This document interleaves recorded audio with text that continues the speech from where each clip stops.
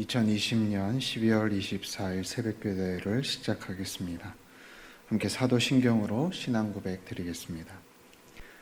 나는 전능하신 아버지 하나님, 천지의 창조주를 믿습니다. 나는 그의 유일하신 아들, 우리 주 예수 그리스도를 믿습니다. 그는 성령으로 잉태되어 동정녀 마리아에게서 나시고 본디오 빌라도에게 고난을 받아 십자가에 못 박혀 죽으시고 장사된 지 사흘 만에 죽은 자 가운데서 다시 살아나셨으며 하늘에 오르시어 전능하신 아버지 하나님 우편에 앉아 계시다가 거기로부터 살아있는 자와 죽은 자를 심판하러 오십니다. 나는 성령을 믿으며 거룩한 공교회와 성도의 교제와 죄를 용서받는 것과 몸의 부활과 영생을 믿습니다. 아멘. 찬송가 516장 함께 찬송하겠습니다.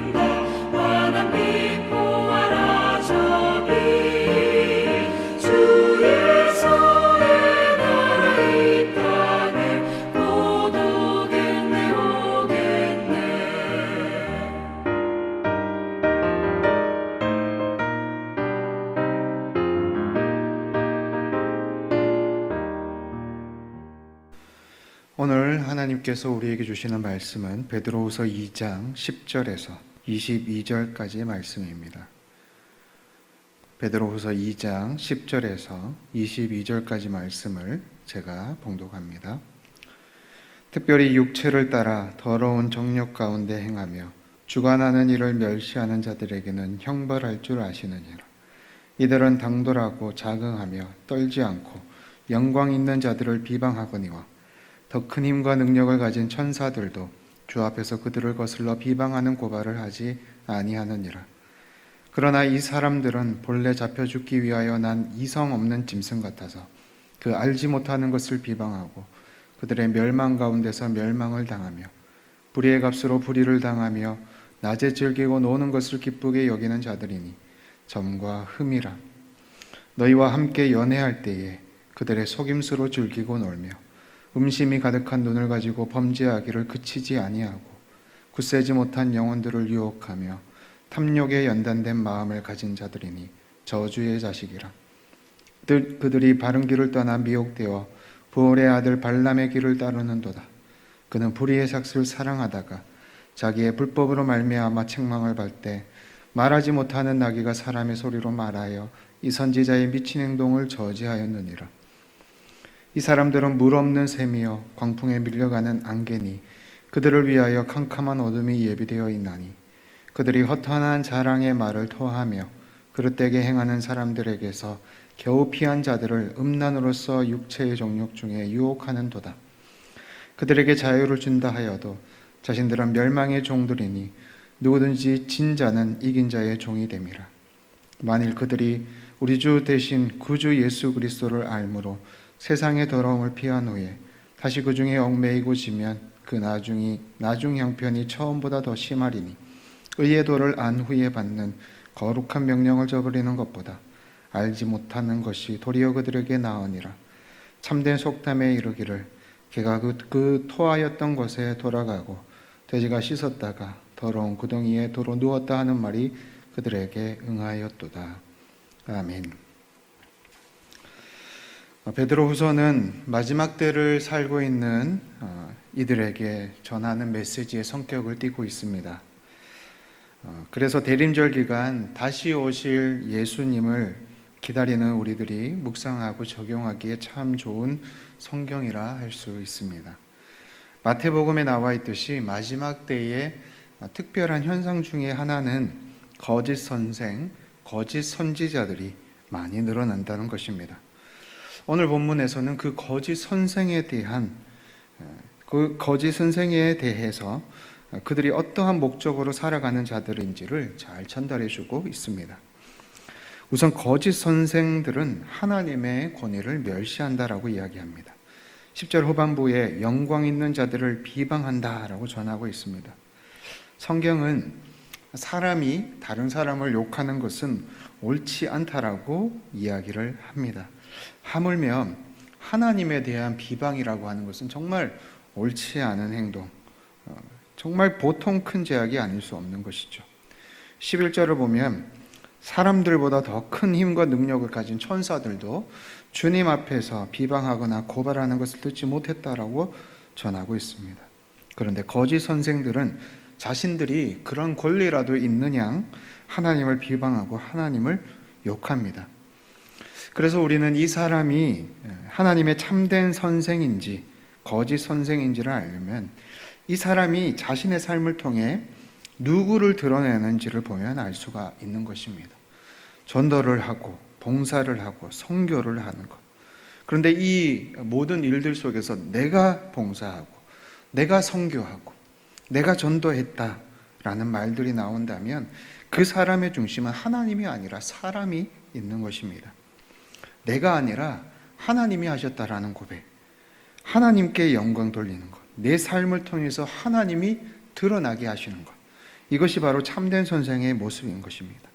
오늘 우리가 이 말씀에 우리의 삶을 비춰서 우리가 우리의 삶을 통해 하나님을 드러내고 있는지, 아니면 우리 또한 우리가 아닌 나 자신을, 하나님이 아닌 나 자신을 드러내고 있는지를 돌아보아야 할 것입니다. 거짓 선생의 또 하나의 특징은 그들은 탐욕을 채우는 데에 혈안이 되어 있다라는 것입니다. 바울은 이들에 대해서 불의한 삭슬을 사랑하다가 바른 길을 떠나 미혹되었던 발람의 길을 걷고 있다라고 15절에 전하고 있습니다. 성경은 돈을 사랑함이 일만하게 뿌리라고 전하고 있습니다. 마지막 때가 되어질수록 이 돈에 대한 의존과 돈에 대한 사랑이 훨씬 더 심해질 것입니다. 교회가 돈 때문에 문을 닫고 신앙인이 돈 때문에 신앙을 저버리는 일들이 일어날 것이다 라고 성경은 전하고 있습니다. 이것은 지금 우리 주변에 실제로 일어나고 있는 일들이죠. 이 현실 속에서 우리는 우리의 탐욕과 욕심을 채우는 데에 삶의 목적을 두고 살아가는 것이 아니라 하나님의 나라를 꿈꾸고 살아가야 할 것입니다. 하나님의 나라는 통치의 개념입니다. 하나님이 나를 다스리고 나와 함께 하시고 나를 인도하시는 그곳, 그리고 그때, 그것이 바로 하나님의 나라인 것입니다. 믿는 이들의 목적은 바로 이것이어야 하는 것이죠. 하지만 세상은 계속해서 돈으로, 탐심으로 우리를 유혹합니다. 본문에서는 이러한 거짓 선생과 그렇게 탐심과 돈으로 따라간 그들에 대해서 도살당하는 짐승처럼 멸망할 것이다 라고 전하고 있습니다. 마지막 때가 될수록 고난과 박해, 특별히 그리스도인으로서 살아가려고 하는 자들에게 이루어지는 고난과 박해는 더욱더 심해질 것입니다.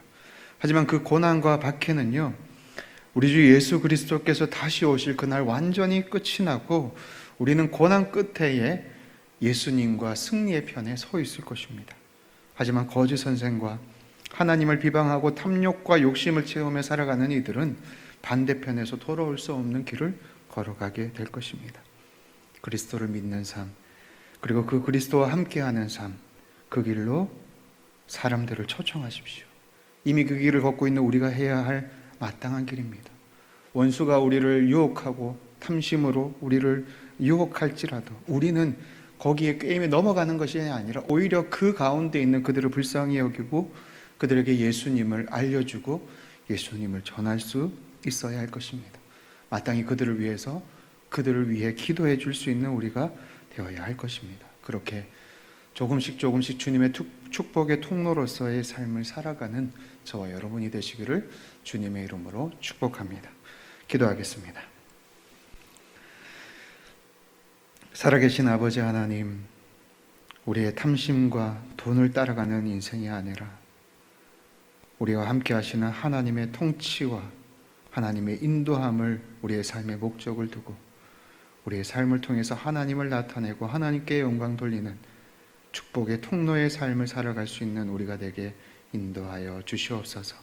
각자의 처소에서 예배를 드리고 새벽 기도회를 드리는 모든 이들의 마음을 헤아려 주시고 그들 가운데 찾아가 주셔서 그들이 하나님 앞에 아뢰는 모든 기도 제목 하나하나의 가운데 응답하여 주시옵소서. 이 새벽에 우리를 만나 주시옵소서. 예수님의 이름으로 기도하옵나이다. 아멘. 하늘에 계신 우리 아버지, 아버지의 이름을 거룩하게 하시며 아버지의 나라가 오게 하시며 아버지의 뜻이 하늘에서와 같이 땅에서도 이루어지게 하소서. 오늘 우리에게 일용할 양식을 주시고 우리가 우리에게 잘못한 사람을 용서하여 준 것 같이 우리 죄를 용서하여 주시고 우리를 시험에 빠지지 않게 하시고 악에서 구하소서. 나라와 권능과 영광이 영원히 아버지의 것입니다. 아멘.